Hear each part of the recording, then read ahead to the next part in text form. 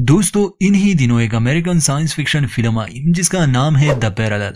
इसकी कहानी पेचीदा जरूर है मगर है काफी दिलचस्प। ये एक चाइनीज फिल्म से प्रेरित है और इसे एक ईरानियन डायरेक्टर ने डायरेक्ट किया है।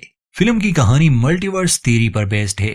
आई होप के हाल ही में आई एमसीयू की इतनी फिल्में आने के बाद मल्टीवर्स वाली थ्योरी किसी के लिए इतनी कॉम्प्लेक्स नहीं होगी, फिर भी हम इसे कम शब्दों में समझा देंगे। तो कहानी एक औरत की है जो कि एक जंगल में चली जाती है। उस जंगल में एक अजीब बात हो रही है। वहां ऐसे दरवाजे खुलते हैं जिससे वो समानांतर ब्रह्मांड यानी पैरेलल यूनिवर्स में पहुंच जाती है और ऐसे अनगिनत दुनियाएं होती है थोड़े से बदलाव के साथ। बाकी हम कहानी में जानेंगे क्या होता है। अंत तक जुड़े रहिए और चैनल को सब्सक्राइब करना ना भूले। तो फिल्म की शुरुआत होती है वेनेसा नामी औरत से। वेनेसा कहानी की मुख्य किरदार है। इस समय हम उसे अपने घर में देखते हैं। वो खिड़की के सामने खड़ी बाहर झांक रही थी और पूरी तरह ख्यालों में डूबी हुई थी। तभी एक पक्षी खिड़की से आकर टकरा जाता है और मर जाता है। इसके बाद हम वेनेसा और उसके पति को नीचे देखते हैं जहां ये पक्षी गिरा था। वेनेसा के पति का नाम एलेक्स है।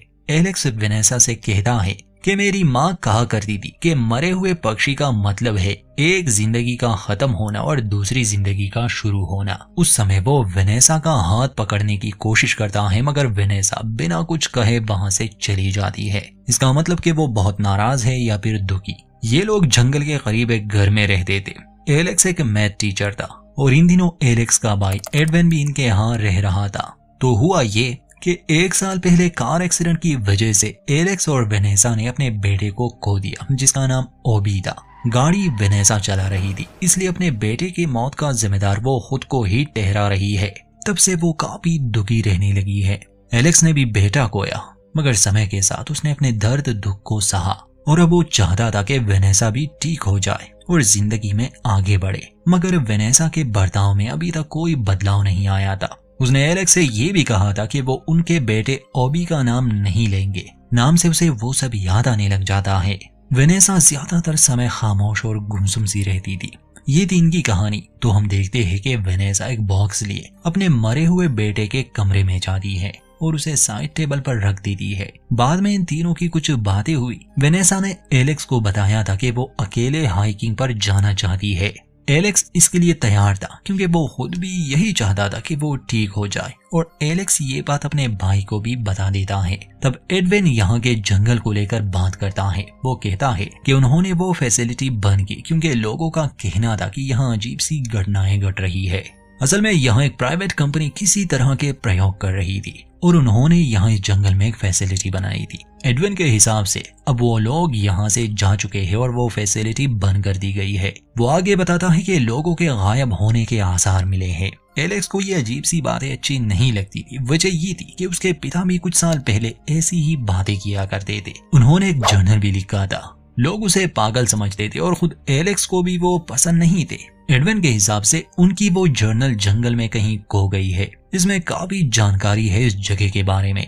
एलेक्स एडविन से कहता है कि तुम भी उन्हीं की तरह बातें कर रहे हो, तो क्या तुम भी पागल हो चुके हो? मगर कुछ एडविन को इन बातों पर विश्वास था। इसके बाद वेनेसा हाइकिंग के लिए निकल जाती है। हालांकि एलेक्स को उसकी चिंता थी मगर फिर भी वो उसे अकेले जाने देता है। जाने से पहले एडविन उसे गन और वॉकी टॉकी दे देता है और उसे सावधान रहने को भी कहता है क्योंकि इन जंगलों में भालू होते हैं। अब जाते समय उसका एलेक्स के साथ झगड़ा भी हो गया क्योंकि वेनेसा ने साफ साफ कहा था कि वो ओबी यानी उनके मरे हुए बेटे का नाम नहीं लेंगे और एडविन वो गलती से ले लेता है। फिर जंगल में जाने के बाद वेनेसा के साथ बड़ा ही अजीब सा हादसा हुआ। उस पर गोली चलती है। अपने बचाव में वो एक पेड़ के पीछे छुप गई और जहां से गोली चली थी वो उसी दिशा में देखने लगी। उसे तो अपनी आंखों पर विश्वास नहीं हो रहा था क्योंकि जिसने गोली चलाई थी वो वेनेसा खुद ही थी, यानी कि उसका एक अलग रूप। और अब चूंकि हाल ही में वेनेसा काफी मुश्किल हालात से गुजर रही है तो उसे यही लगा कि शायद ये उसका वहम हो सकता है। मगर वो फिर भी काफी घबराई हुई थी। वहां घर पर एलेक्स और एडविन को उसकी फिक्र हो रही थी क्योंकि काफी समय बीत चुका था। एलेक्स उसके पीछे जाने की बात कर रहा था कि तभी वेनेसा उन्हें दिखी जो काफी डरी हुई जंगल से लौट आई। पूछने पर वो बताती है कि मैंने वहां एक भालू देखा। मगर एलेक्स को शक था कि जरूर वहां कुछ हुआ। वो उससे मालूम करने की बहुत कोशिश करता है मगर वेनेसा कुछ नहीं बताती और रोते हुए उसे जाने के लिए कहती है। एडविन और एलेक्स की बात होती है। एलेक्स काफी दुखी था। अपने भाई से कहता है कि मैं खुद भी ये दुख झेल रहा हूँ। ऐसा एक भी दिन नहीं गुजरा जब मुझे अपने बेटे की याद नहीं आई, मगर मैंने खुद को संभाल लिया है। बेटा तो खो दिया, अब अपनी पत्नी को भी खो रहा हूँ। एडविन उसे हौसला देता है कि अभी 1 ही साल हुआ है, समय के साथ सब ठीक हो जाएगा। शाम को जब एलेक्स और एडविन लॉन में बैठे खाना खा रहे थे तो वेनेसा भी उनके पास आकर बैठ जाती है। बातचीत के दौरान फिर से ओबी की बात आ गई, जिससे वेनेसा नाराज हो गई। ठीक उसी समय एडविन का दायां हाथ भी थोड़ा जख्मी हो जाता है। एडविन ने अपनी बचपन की एक कहानी भी सुनाई कि एक बार वो पानी में गिरा था और उसे उसके पिता ने बचा लिया, जिससे उसकी जिंदगी बदल गई और उसने कभी शराब को हाथ नहीं लगाया। तो आधी रात को जब वेनेसा नीचे आती है तो देखती है कि एडविन वहां खड़ा ड्रिंक कर रहा है। उसे हैरानी होती है, पूछती है कि बाहर तुमने जो कहा वो सब क्या था। एडविन कुछ अजीब सी बातें कहने लगा। उसका हाथ भी जख्मी था, मगर दायां नहीं बल्कि बायां। जैसे ही वो बाहर चला जाता है तभी घर के एक और कमरे से एडविन का एक और रूप बाहर आया। वैसे तो यही असली वाला एडविन था, क्योंकि इसका दायां हाथ जख्मी था। वेनेसा ये सब देखकर काफी उलझन में थी, ना कुछ समझ पा रही थी ना समझा पा रही थी। खैर वो चुपचाप अपने कमरे में चली गई, मगर उसे नींद नहीं आ रही थी। उसे बार बार वो अजीब सी बातें याद आ रही थी, जैसे अपने ही आप को जंगल में देखना या एडविन के 2 रूप देखना। या तो वो पागल हो रही थी या सब सच में हो रहा था। खैर अगले दिन अपना शक दूर करने के लिए वो फिर से जंगल में चली गई। वो एक टूटे हुए पेड़ के बीच से गुजरती है। कुछ आगे जाने पर वो उसी जगह पहुंच गई जहां से अभी अभी वो गुजरी थी। इस बार वो अलग दिशा में जाने लगी, मगर हर बार वो उसी एक जगह पर पहुंच जाती। और जब वो ध्यान से देखती है तो जहां वो कटा हुआ पेड़ था उसके दोनों तरफ एक जैसा ही नजारा था, जैसे मिरर का रिफ्लेक्शन हो। तो वो एक तरफ अपना स्कार्फ बांध देती है ताकि वो जान सके कि इस बार वो कहां पहुंचती है। अजीब था कि हर बार उस पेड़ को पार करने पर वो ठीक उसी की तरह दिखने वाली जगह में पहुंच जाती। काफी समय तक तो वो यहाँ वहां भटकती रही और अंत में किसी तरह घर पहुंच जाती है। मल्टीवर्स के कॉन्सेप्ट को समझना मुश्किल नहीं है। कल्पना करें एक हमारा ब्रह्मांड है और ऐसे अनगिनत और ब्रह्मांड भी मौजूद है, मगर हर ब्रह्मांड में चीजें थोड़ी सी अलग है। वेनेसा का ही उदाहरण ले ले। जैसे हो सकता है कि एक अलग ही ब्रह्मांड में उसका नाम वेनेसा नहीं कुछ और हो, और शायद किसी और ब्रह्मांड में उसने शादी भी नहीं की हो। ऐसे ही किसी और में वो कभी जंगल गई ही नहीं। तो हर फैसला एक अलग ही दुनिया बनाता है। खैर कहानी के साथ साथ ये और भी क्लियर हो जाएगा। घर आने के बाद वो बहुत घबराई हुई थी, और अब चूंकि उसे यकीन हो गया कि ये सब उसका वहम नहीं, इसलिए वो अपने पति एलेक्स को ये सब बताने की कोशिश करती है कि जंगल में कुछ अजीब है। एक जगह से गुजरने के बाद में ठीक उसी की तरह दिखने वाली जगह पर पहुंच जाती। वो एडविन की बात करती है। खैर वेनेसा की अजीब सी बातें सुनने के बाद एलेक्स को गुस्सा भी आता है। वो कहता है कि उस हादसे को 1 साल गुजर गया। आज भी मैं खुद को इस बात का दोषी ठहराता हूँ कि मेरी वजह से ओबी मारा गया। ये सुनकर वेनेसा कहती है कि नहीं, गाड़ी तुम नहीं मैं चला रही थी, एक्सीडेंट मुझसे हुआ था। मगर असलियत ये थी कि वेनेसा अब एक अलग ही पैरेलल यूनिवर्स में आ चुकी थी, जहां एक्सीडेंट का कारण वो नहीं बल्कि एलेक्स है, जो इस यूनिवर्स की वेनेसा है। वो भी जंगल में गई थी और वो गलती से किसी और यूनिवर्स में पहुंच गई होगी। वेनेसा को जब अंदाजा हो जाता है, खासकर तब जब वो एडविन का जख्मी हाथ देखती है, क्योंकि वो दाएं हाथ के बजाय बायां हाथ था। इसका मतलब कि इस दुनिया में भी एडविन जख्मी हुआ था, मगर हाथ वो नहीं। वेनेसा तुरंत ही जंगल की ओर जाने लगी ताकि वो अपनी असली दुनिया में जा सके। मगर अब ये इतना आसान नहीं था, क्योंकि ऐसे अनगिनत दुनियाएं हैं और हो सकता है कुछ पैरेलल यूनिवर्स में उसका रूप पहले से ही मौजूद हो। डरते डरते वो वापस से जंगल में आई। वो वहां इंतजार करती है, फिर उसे अपनी तरफ कोई आधा दिखाई दिया, इसलिए वो गन लिए उसे धमकाती है। खैर वो इंसान जब करीब आता है तो वो एलेक्स था, मगर वो एलेक्स नहीं जिसे वेनेसा जानती थी। ये एक अलग ही पैरेलल यूनिवर्स से था। ये वाला एलेक्स यहाँ काफी समय से भटक रहा है, इसलिए वो तुरंत ही वेनेसा को बता देता है कि मैं जानता हूँ यहाँ हमारे साथ क्या हो रहा है। हम समानांतर ब्रह्मांडों में फंस चुके हैं। दोस्तों, ये समय यात्रा वाली कहानी नहीं है, वो एक अलग ही कॉन्सेप्ट है। इस कहानी में समय अपने हिसाब से ही बीत रहा है, बस ये लोग अलग अलग दुनियाओं में प्रवेश करते हैं, वो भी तब जब ये उस कटे पेड़ को पार कर लेते हैं। वो एक पुल की तरह काम कर रहा है इस समय। खैर एलेक्स की बात मानकर वेनेसा शांत हो जाती है। ये दोनों वहां बैठ जाते हैं। एलेक्स काफी समय से इस जगह में भटक रहा था। वो अलग अलग दुनियाओं में जा चुका था, इसलिए उसने काफी कुछ जान लिया और देखा भी।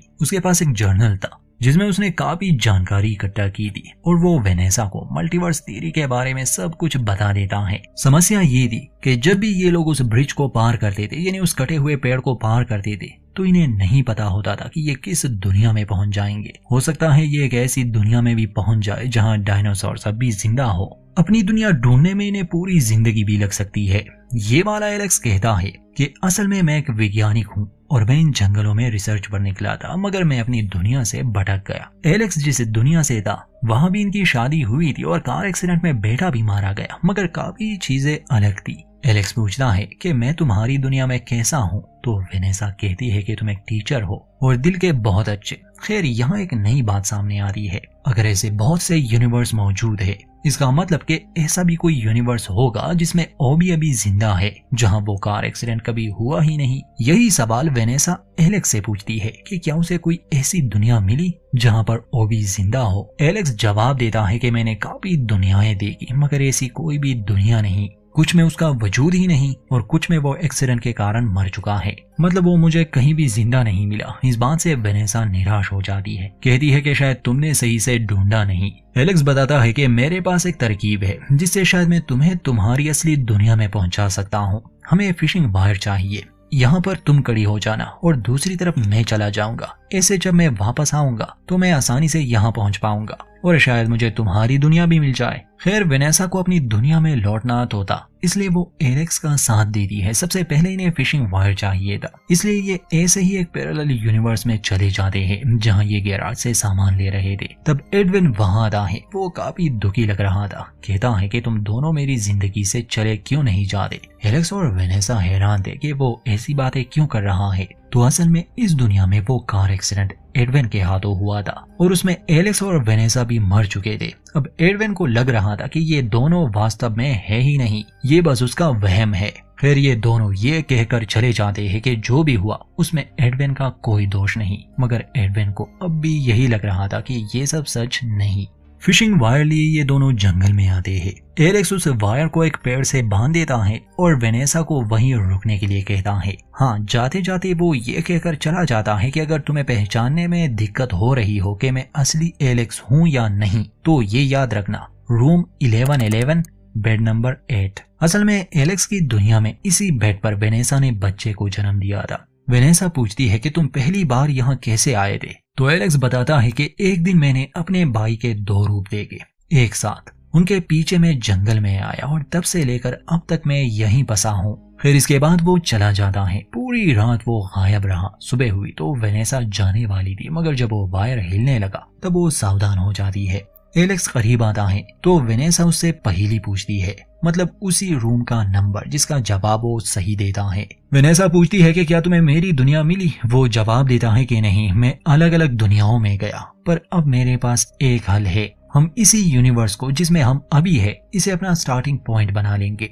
और यहाँ से और दुनियाओं में जाकर अपनी वाली दुनिया ढूंढने की कोशिश करेंगे। इससे हमें ढूंढने में आसानी होगी। वेनेसा पूछती है कि इसके बाद क्या, तो एलेक्स जवाब देता है कि इसके बाद हम उस जगह को ही उड़ा देंगे, यानी उस पुल को जिससे ये सब शुरू हुआ। वेनेसा कहती है कि मैं उस दुनिया को ढूंढना चाहती हूँ जहाँ पर मेरा पति है। अब मैं समझ गई कि वो एक्सीडेंट होना ही था और होने को कोई नहीं टाल सकता। एलेक्स पूछता है कि अगर ढूंढ ना पाई तो फिर। खैर, शाम को एलेक्स वहां से चला जाना है क्योंकि अब वो किसी और एलेक्स की जगह लेने वाला था, यानी उसे मार के। वेनेसा भी अपनी दुनिया ढूंढने के लिए निकल जाती है। उसे लगा वो इसी एलेक्स के पीछे चली जाएगी। तो घर में आने के बाद वो देखती है कि एलेक्स वहां बैठा है। वो उसके पास आती है, उससे पहेली पूछती है, मगर वो कोई जवाब नहीं दे पाता। वो इसलिए क्योंकि ये वो एलेक्स नहीं था। वेनेसा घबरा जाती है। एलेक्स हैरानी से उसे देख रहा था। पूछता है कि तुम तो जंगल में गई थी, हमने तुम्हें ढूंढने की कोशिश की। तब वेनेसा एडविन के जख्मी हाथ के बारे में पूछती है तो एलेक्स जवाब देता है कि वो दायां हाथ था। ये जानकर वेनेसा को खुशी होती है कि वो अपनी असली दुनिया में लौट आई, मगर एक समस्या थी। एलेक्स को कुछ ठीक नहीं लग रहा था।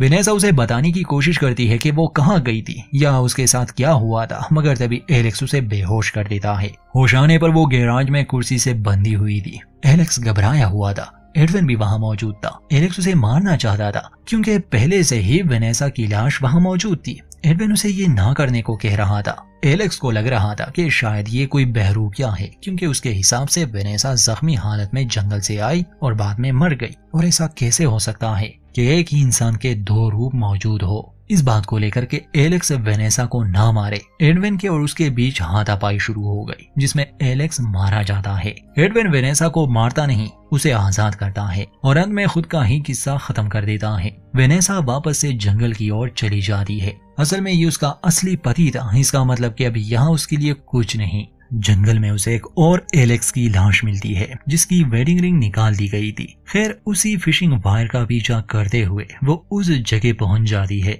जहां उस जंगल वाले एलेक्स ने उसे सेंटर कहा था। खैर चलते चलते वेनेसा एक ऐसी भी दुनिया में पहुंच चुकी थी जहां वो खुद को, एलेक्स को और एडविन को काफी खुश देख रही थी। अब की बार जब उसे जंगल में एलेक्स मिलता है तो वो बताता है कि मैं अपनी दुनिया तो नहीं ढूंढ सका, मगर मैंने एक ऐसी दुनिया जरूर ढूंढी जहां मैं रह सकता हूँ। बस उसे वहां रहने वाले रूप को मारना होगा जो उसने किया। वो लाश जो वेनेसा को मिली थी ये उसी एलेक्स की थी। एलेक्स वेनेसा को भी यही सलाह देता है कि अपनी मर्जी की कोई जगह ढूंढ लो, वहां के वेनेसा को खत्म कर दो, यही एक रास्ता बचा है, क्योंकि 1 घंटे में मैं उस पुल को उड़ाने वाला हूँ। वेनेसा कहती है कि मैं ऐसा नहीं कर सकती, मैं कोई कातिल नहीं हूँ तुम्हारी तरह। खैर एलेक्स चला जाता है और अब हम वेनेसा बस ऐसे ही जंगल में भटक रही थी। एलेक्स अपनी लाश को उस पेड़ के करीब ले आया था। उसके पास एक डायनामाइट भी था जिससे वो इस जगह को उड़ाने वाला है। इससे होगा ये कि ये दरवाजा बंद हो जाएगा और इनके अनगिनत रूप जो या तो इस जंगल में आए हैं या फिर वो भटक रहे हैं,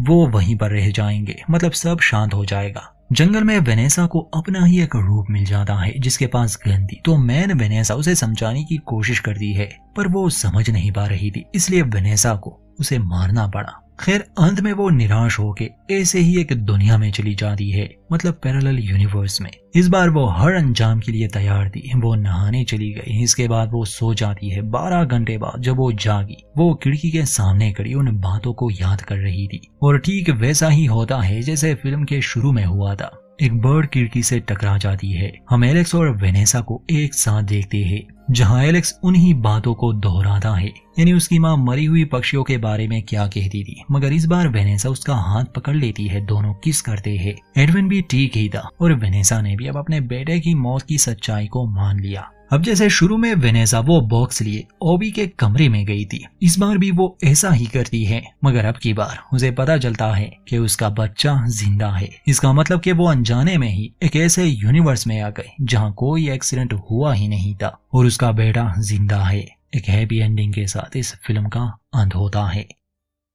तो सवाल ये है कि अब वेनेसा जिस यूनिवर्स में आई जहां पर उसका बेटा जिंदा है, तो यहाँ की वेनेसा कहाँ गई? तो असल में वो वही वेनेसा थी जिसे उसने आखिर में मार दिया था। वो भी जंगलों में आई थी। अब तो एलेक्स ने वो दरवाजा भी बंद कर दिया। इसका मतलब कि जो जहां था वहां रह गया। बाकी कहानी का पूरा कॉन्सेप्ट मल्टीवर्स पर बेस्ड था। इसके अनगिनत परिणाम निकल सकते हैं। यहाँ तक कि इस थ्योरी को लेकर आप अपनी जिंदगी के बारे में भी काफी कुछ सोच सकते हैं। खैर उम्मीद करते हैं ये कहानी आपको पसंद आई होगी। वीडियो अच्छी लगे तो लाइक करें और चैनल को सब्सक्राइब करना ना भूलें।